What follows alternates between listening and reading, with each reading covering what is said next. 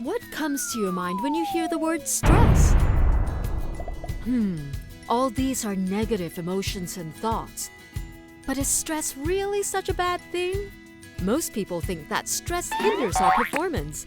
But do you know that if we understand what stress is all about, we can make it work for us? Let's find out more about stress now. This curve here shows how stress is related to performance. When we don't feel any stress, we may feel bored. There is little motivation for us to start any work, and hence performance is low. But as the stress level increases in small amount, we feel excited and motivated to do better. Our performance improves until it reaches an optimal level. Stress in this instance is beneficial, and it is what we call eustress. However, when stress is too intense or continues for a prolonged period of time, it can cause anxiety or concern and affects our daily functions. Fatigue starts to set in, and eventually, people experience burnout, which leads to poorer physical and mental health. This type of stress is known as distress and does not help in our performance. Hence, it is important to learn why we experience stress, how to recognize its symptoms, and manage our stress at a level that benefits us. Stress is a part of our daily experiences.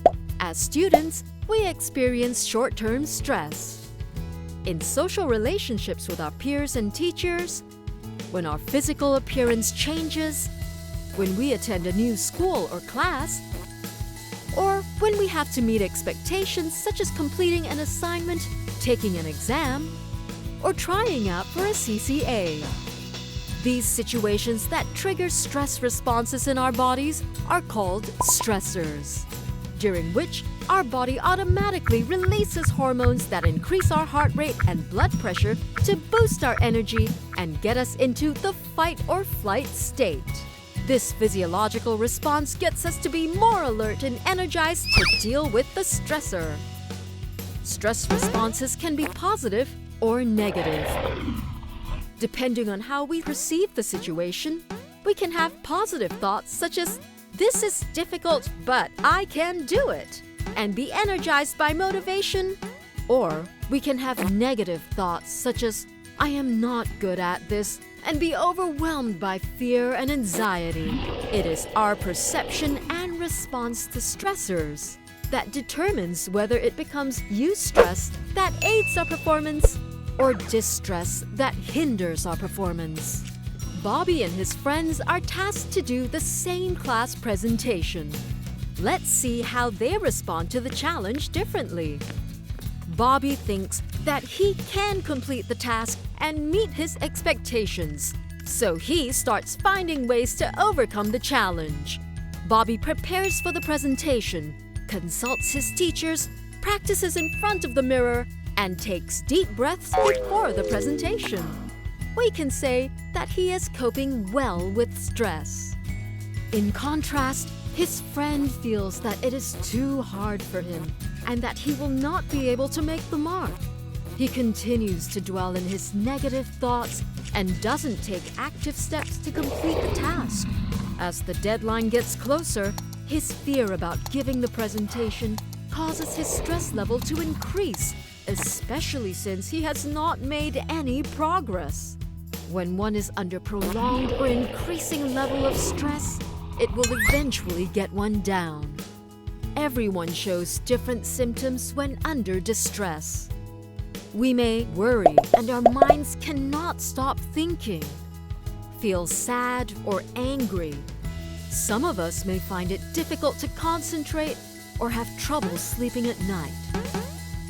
Physical symptoms such as stomach aches, headaches, or muscle tension should not be ignored, as these are early warning signs for us to better manage our stress levels.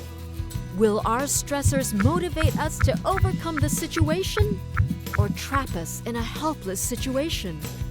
It is actually our choice. Let's make the choice to change how we think about stress and learn skills to cope with stress now. Stress is inevitable in our lives. We can learn to cope by developing a resilient mindset and learn problem solving, time management, and organization skills, as well as social skills to overcome the challenges directly. Emotional regulation skills such as taking deep breaths and relaxing our muscles can make us feel better about the situation and provide temporary relief.